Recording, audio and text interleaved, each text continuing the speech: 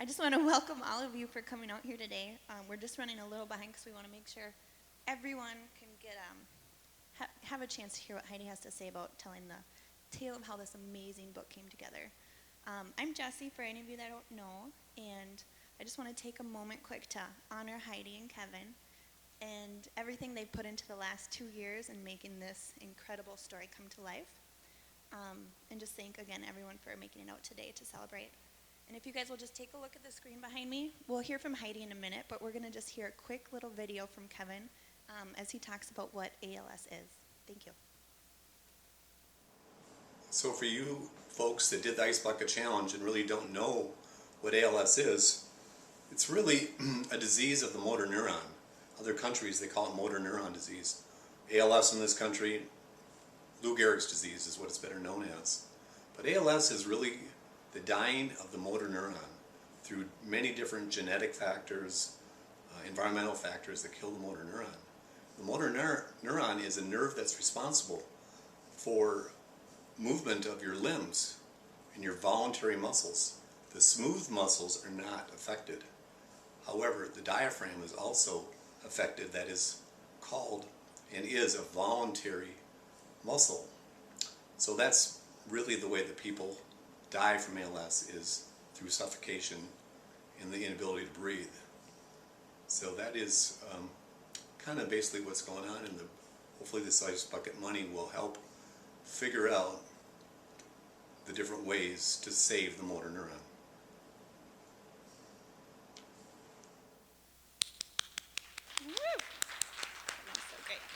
All right, keep that applause going because the wonderful author herself is coming out to the stage. Welcome, Heidi Schauer.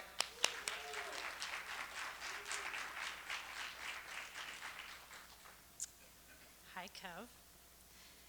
So, wow, we put this together kind of short notice, and we weren't sure, how many people would come, and we decided that even if it was just Kevin, Leslie, and I, we'd be okay with having a party here today. So we're really glad that you guys could have done anything with your awesome Saturday and you chose to be here. And that's not surprising because Kevin is a great guy. Like Jessie said, my name is Heidi Schauer, and I am the woman that was blessed to have this opportunity to work with Kevin and Leslie. Thank you guys for picking me, because you could have picked anybody. And we did it. Kevin's a risk taker, right, Phil? He's the first one out there and he's going, no, come on, let's try it. And we sort of just grabbed onto each other and said, let's do this. And we really didn't know exactly what we were gonna do. So through a team of people. So it's not Heidi's book, it's not Kevin's book, it absolutely is Kevin's story. But this story came to life through this amazing team of people. And it was an effort to provide hope and emphasize on the importance of love and gratitude. Kevin's known for saying it takes a village, and this took a village. So what is this book? People want to know, what is this book you've been working on? Sorry, this is weird for me. And it's more than just an ALS story. And it's more than just some guy's life. It's this crazy, amazing thing. And when you know Kevin, Phil describes Kevin as this enigma. And he is. He's just this really unique, one-of-a-kind guy. And it is hard to describe who he is in less than 5 days. So when people ask me that, it's a hard thing to address. And when I first met Kevin, I began interviewing people to kind of find out who he is and what he's like, because I didn't actually know him before. I knew his name, and I knew he knew some of my family members, but I didn't know much about him when we began this project. So one person that was able to tell me a lot of great things about who Kevin is Diane Thill. And she worked with Kevin for many years. And Diane describes Kevin as a compassionate man who never gives up. He's always concerned about others and their health and well-being. And he's that guy who gets you thinking about attitudes and how things occur to you. And once you meet him, once you talk to him and give him a little bit of time, he leaves you inspired in some way. And he truly does make a difference in your life. I can agree with all of those things that Diane said about Kevin. Because I know my life is forever changed from working with him and getting to know him and Leslie and working on this book. So when I started this book project, I told my family, I told my husband and my kids and my mom, and then immediately after I would tell them that I was going to work on this book project, I'd say, but it's not about a book. And they'd go, oh, okay. So you're going to do it, you're spending a lot of time on this, but it's not about a book. And then my mom would say, honey, I hope there's going to be a book. And, thankfully there was, but what I mean by that was it was just so much bigger than that.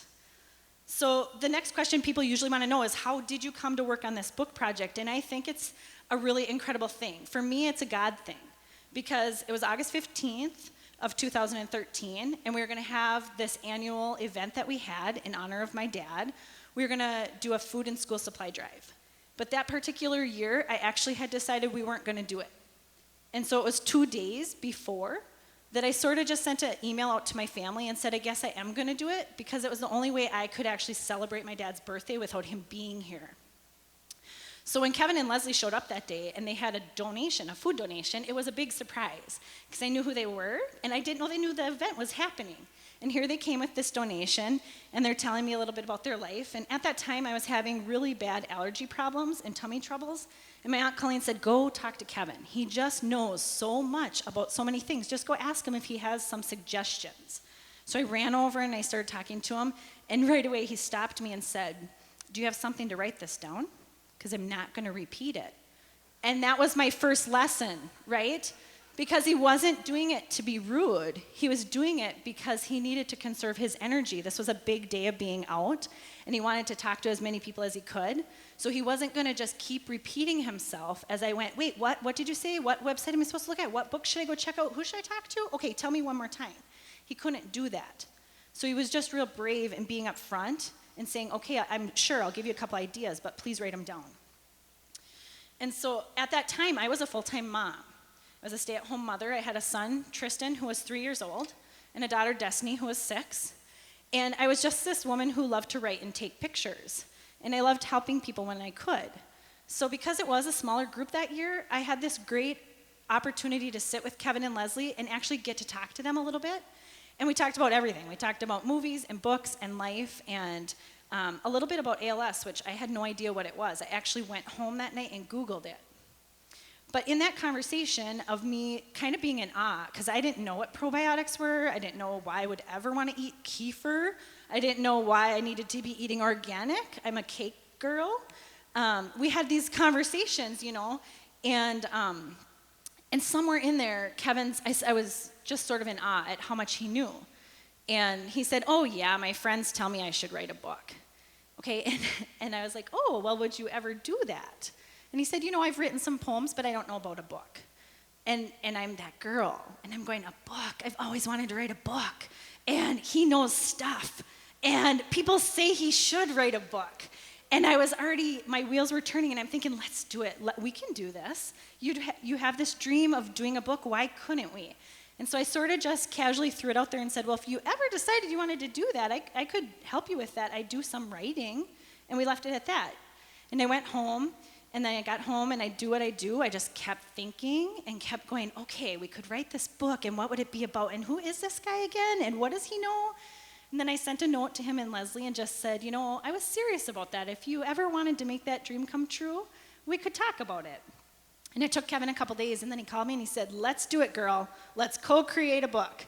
And I called him back, and the very next day, on August 21st, that was my first meeting with Kevin and Leslie. And I went over to their house, and Leslie opened the door. It was a sunny day, and she just had this bright, big, welcoming smile. And I think anyone who's gone to Kevin and Leslie's house knows that's exactly what it is. It's an open door and this amazing smile and a place at their table anytime you want it. And so that's kind of where we started. And some people go, right, lady who lived in Wyoming, Minnesota, and was a stay-at-home mom and just sort of kind of liked to write, what would make you think that you could write a book? And I can tell you exactly what would make me think that. In addition to having this incredible family and these amazing friends who always believe in me and really do tell me you can do anything you want to do. And you always believe that, right? Your friends and your family, but you kind of think like, well, right, they have to tell me that because they're sort of obligated. They're my friends and family and they love me. But in third grade in 1988, 26 years ago, Miss Rosella Damboe was my third grade teacher. And I very specifically remember her leaning down by my desk and saying, someday, when you publish a book, I want to get a copy of it.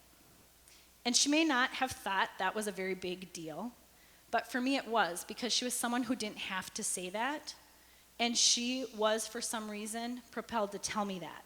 And it gave me one sentence to hold on to and fall back on when I thought that I couldn't write a book or even a story, or I would always say for the longest time, oh no, I'm not a writer. I just kind of like to write sometimes. Because in my mind, I thought you had to be perfect at that. If you say you're a writer, you better know a lot of stuff. But then in more recent years, I was in a writing class, and Holly Hardin summed it up for me real easy. You are a writer when you write. You are not a writer when you're perfect. And so it brought me back to that comment in third grade of wanting a book when I published my first book. And then it happened that on a day that an event was supposed to be canceled, someone that I didn't think was even coming showed up, and he mentioned that he wanted to write a book. To me, that's a God thing. So we began on August 21st, 2013, and our very first day, we spent 4 days together, and we accomplished 12 pages. Kevin talked, and I typed. And I was pretty sure at that moment that we were going to be done by Christmas. Because my calculations, I was pretty sure we could write it, we could edit it, we could put recipes, pictures, and probably have videos for it by Christmas. So I called Kelly Parody in Arizona, and I told her that, and I said, well, actually, we probably could get this done by Thanksgiving if we really work hard, if we want it bad enough. And Kelly just said, you let me know when you're ready. So we started working, and we didn't have really a plan of action. We just were taking it day by day. Sometimes I'd have my kids with me, sometimes I wouldn't. Sometimes I'd be there for an hour, sometimes I'd be there for 12 hours, and they were wondering if I was actually gonna leave. And we just did what we could. And so it was just all new to us. And when Thanksgiving came and left, and Christmas came and left, I started to get a little bit worried that this was going to be a much bigger commitment, but I could see how amazing it was going to be. The problem was I hadn't actually talked to my husband about doing this or thought about my other responsibilities that I had. Kevin and I didn't really let Leslie and Drew weigh in on it. We just jumped, and then they were supportive and loving, and they said, okay, sure, we can do this. So it all started to change and kind of turn at that point. But I had some pretty good ideas of what it was going to be and what it was going to look like, and I knew there would be a book at some point. I think Kevin would say he had some pretty good ideas of what it was going to be and what it was going to look like, and there would be a book at that some point. And I would say that we were both wrong because neither one of us knew what the other one was thinking, and we had two creative people who are used to doing their own thing and being in charge of it. And we weren't communicating at that point. We were going full force. I had pages and files, and he was talking, and I was typing, and I had ideas, and he had ideas. But it was just, it was this moment. And Leslie offered that this is a work of art. And art takes time and comes to be what it's meant to be when it's ready. And I held on to that too. Because there were sometimes I wanted it to be done, and sometimes I needed it to be done. And some days I never wanted it to end because I fell in love with these people. So that's kind of how life goes. And we can have a plan, we can create expectations, we can play this story in our mind and put forth our greatest efforts to have things go the way we want them to go, the way we dream about them going, but it doesn't always work out that way, and things don't always go the way that we plan. So before I go any further and tell you about this incredible project and this amazing man, Kevin, I'm going to invite my friend Chris Allen up to read just a few pages from A Seeker's Harvest.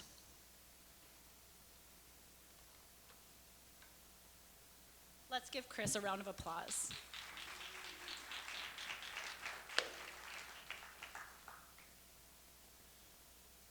In 2010, Kevin was age 48. In May 2010, Leslie had what she calls her aha moment. We were in St. Paul at Esther's house. Esther was a woman in her late 80s, preparing to sell her home so she could move into an assisted living apartment. Her home hadn't been touched in years, and there was a lot of work to do.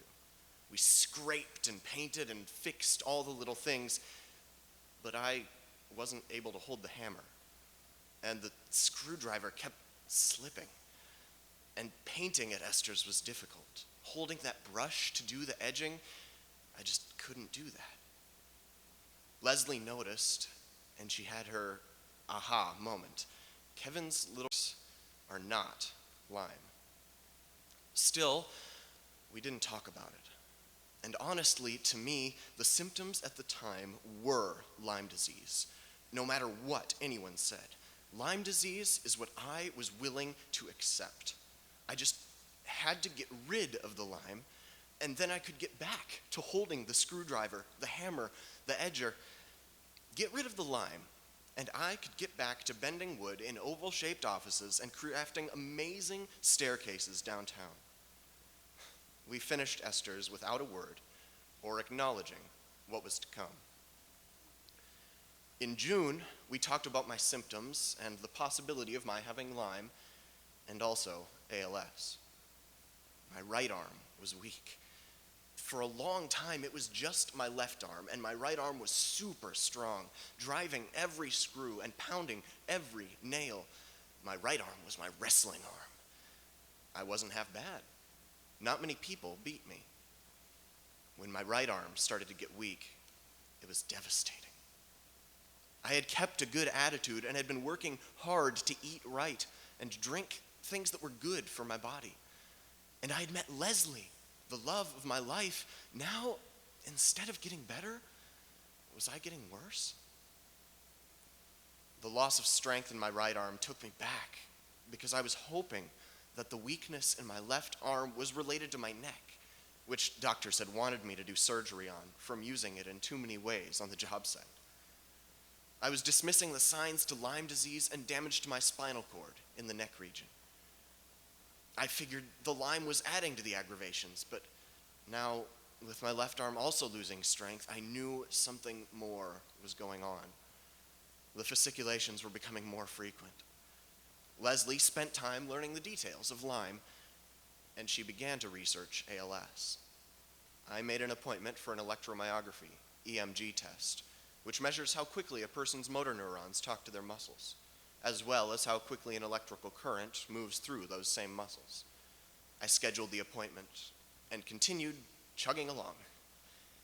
Friday, July 3rd, Leslie and I packed for some summer fun and traveled to Lake Nebagamon to celebrate the 4th.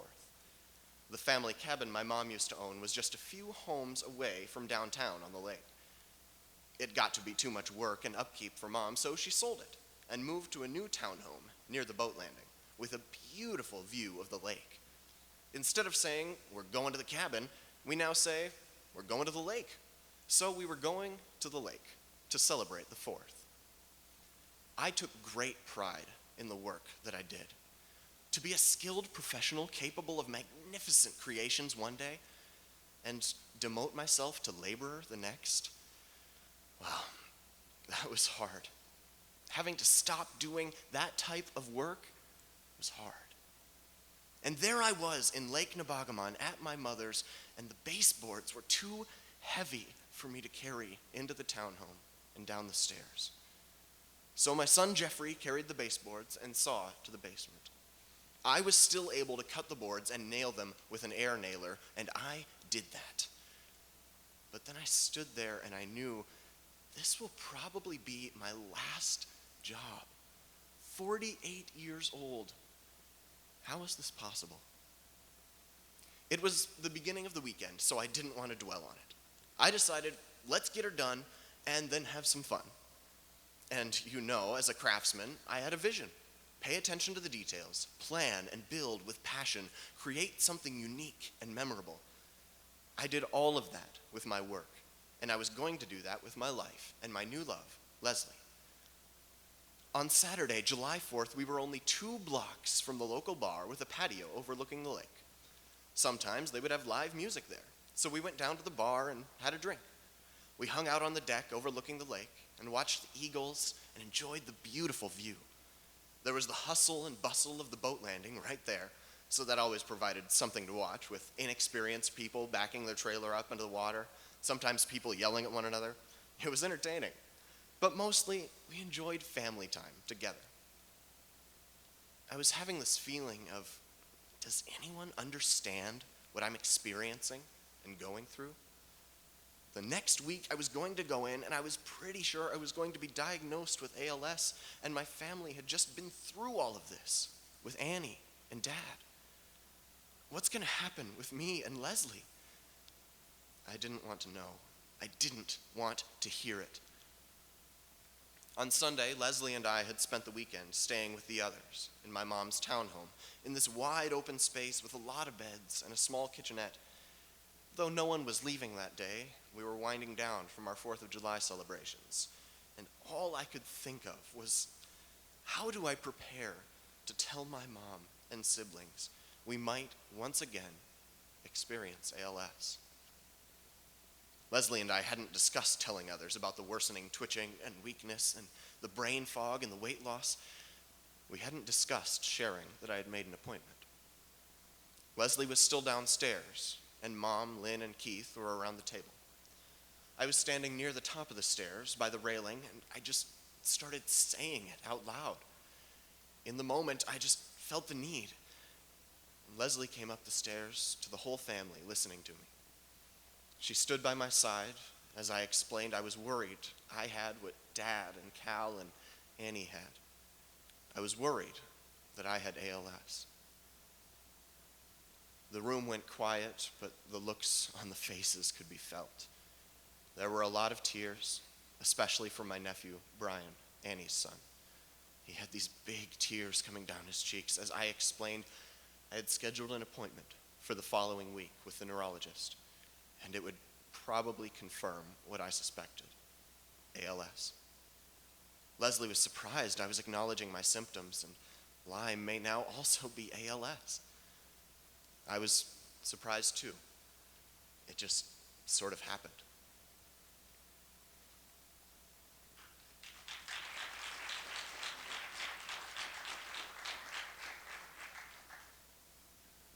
ALS, huh?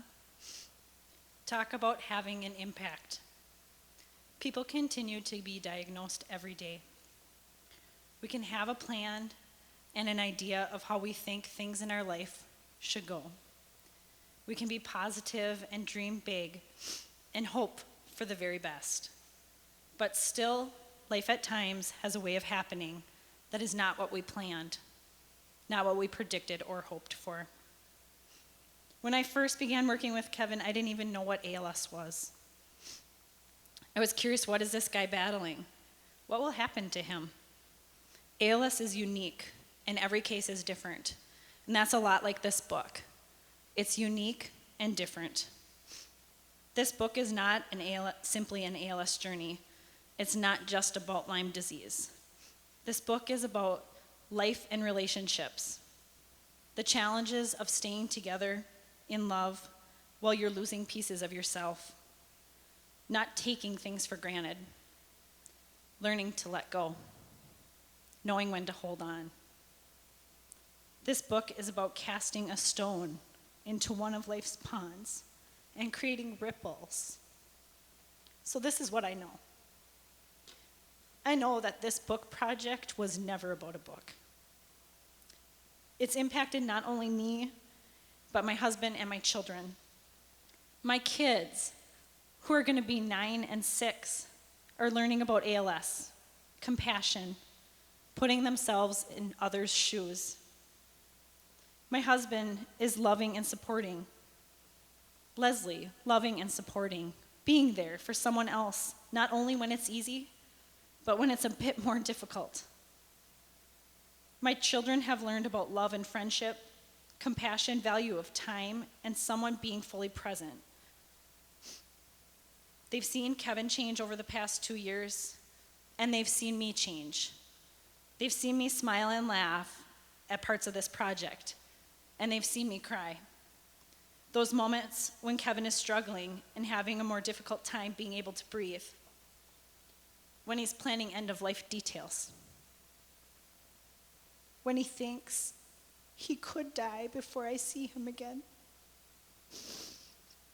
By December 2014, I had become so filled with fear and worry that I would not get this project done in time.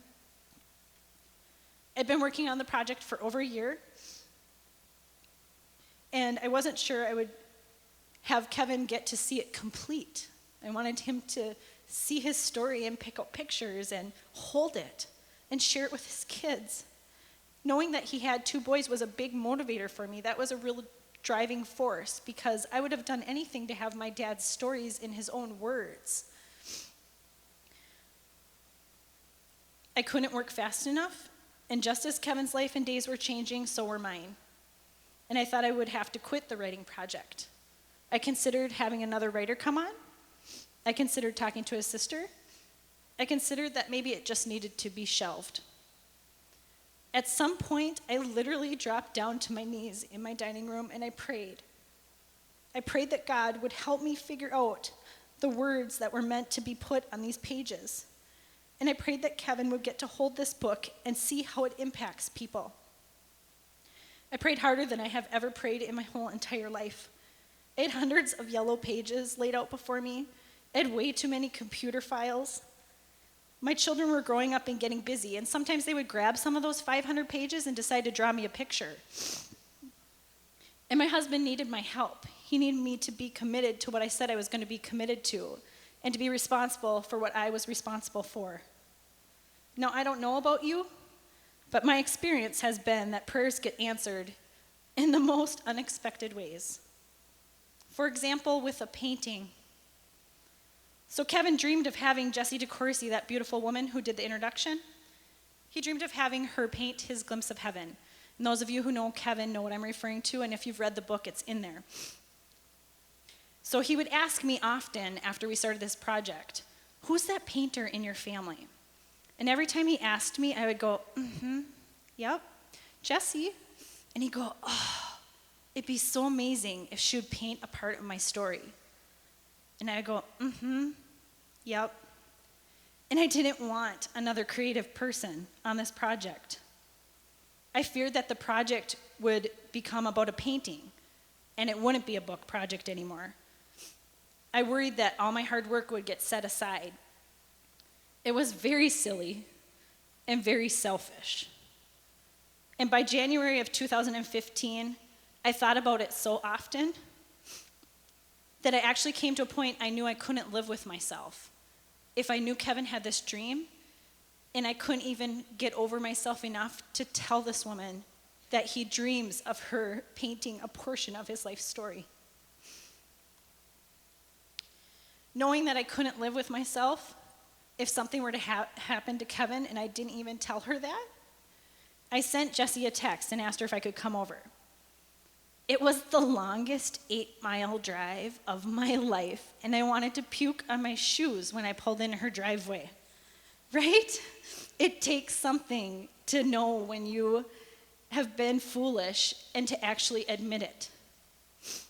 But I went to her house, and I was there for hours.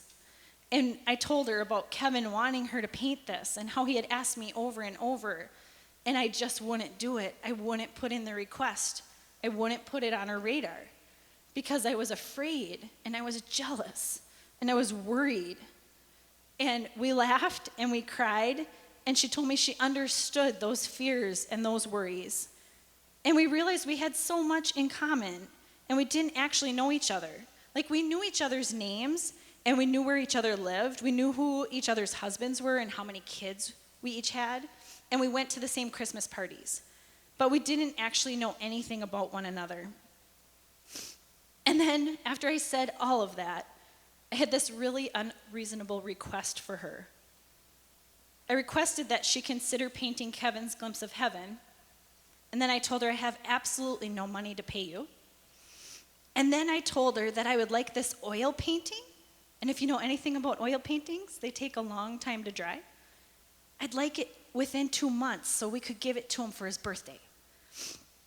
And like every single friend I have asked to be a part of this project and have made unreasonable requests of, Jessie said yes.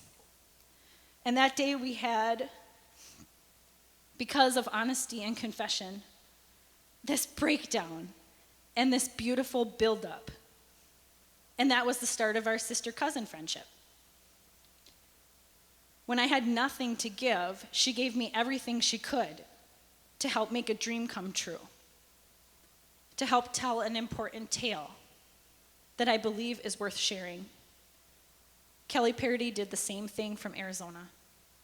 Andrea McCardle did the same thing. Drew Schauer, Trevor DeCourcy, Pat McCardle, every single time I had an unreasonable request, and it wasn't on a Tuesday afternoon, it was the night before Thanksgiving, New Year's Day, the one weekend they had off. I know you got things to do, but can you please help me? And every time they said yes. They all gave what they could when I had nothing to give in return because they believed Kevin's story was worth it. And that's just one small sample, Kevin, of the ripples that you create. That's just one small sample of how this book project has changed my life and reminded me that the lives we live are important and they matter. And the things we do and say make a difference. Each of us has our own path and our own purpose. And God has a much greater plan and is capable of something more amazing and more beautiful than I could ever do on my own. That is what I have learned from Kevin Polari and Leslie Hitchcock. This is the book project that was never about a book. Kevin, I am so thankful for that moment when you were told your work isn't done yet, because you have done some incredible work in my life. You have taught me to trust. You've taught me to be a part of a team. You've taught me the importance of having your voice heard, the joy of loving yourself and believing in the gifts you have to give. You have reminded me, once again, we never walk alone. And you have anchored my faith and brought forth the value of sincere, unconditional love and gratitude. I cannot thank you and Leslie enough for taking a chance on me, a woman in Wyoming, Minnesota, a stay-at-home mom who just likes to write and tell stories. And we have one more video clip from Kevin, so I'd like to direct your attention for just a quick second to the back screens again. Hi, my name's Kevin Polari, and this is the Right Back at Ya Ice Bucket Challenge Thank You. I was a guy who was diagnosed with ALS about 4 years ago, just over 4 years ago, and it's in our family. I lost my father and my older sister, and I just want to say thank you to all you folks who've done the Ice Bucket Challenge, donated to kevinscrusade.com, or to some ALS organization or another person with ALS. I just can't thank you guys all enough. I think they've raised over $100 million so far. We hope to keep it going. So I want you to share this video, and I want to share a little bit more with where I'm at. My lung capacity is only 33%, and it's 1:09 at night, and you can see I'm breathing a little hard just to let you know what's really going on. And there is a slow progression that I've done. I really was going down pretty quick, but then I did a lot of things to clean up my body through heavy metal chelation and a stem cell treatment that I did. And I want to thank all you folks that helped support me on that too. I'm eternally grateful. So it's quite a journey, and it's not over yet. So again, a big thank you. That's my ALS story. And I know I'm going to forget somewhere in here, but I just have a couple quick thank yous. Kelly Parody for being here today from Arizona to celebrate who Kevin is. Andrea McCardle for helping with design and layout. Jesse DeCourcy for changing the whole scope of this project and doing the cover. Drew Schauer and Leslie Hitchcock for being so supportive and loving. Trevor DeCourcy for helping with all the extras. Rosella Damboy for believing me when I was a child. Holly Harden for reminding me you're not a writer when you're perfect. You're a writer when you write. Kelly Cunningham and Lois Polari for believing in creating amazing children. Destiny and Tristan Schauer for sacrificing time and loving Kevin and Leslie as much as I do. The reading group for just offering their suggestions and giving us things to think about and helping us rearrange a little bit. Chris Allen, Serena, Wendy, Dylan, all the people at Willowbrook who were excited and wanted to support having this special event today. Betsy Shower for the late nights writing sessions and always being there with me. Our closest friends, family, and all of you here today. Thank you, Eaglebrook. Thank you for everyone who's shared one sentence, one gesture, one word that made a difference in our lives.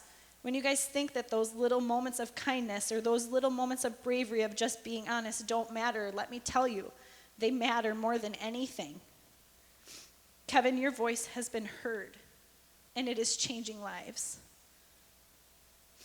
A Seeker's Harvest is available for purchase today in the lobby if you don't have one, but mostly we just invite you to join us for some snacks and book signing, and we want to just end today with a quick prayer.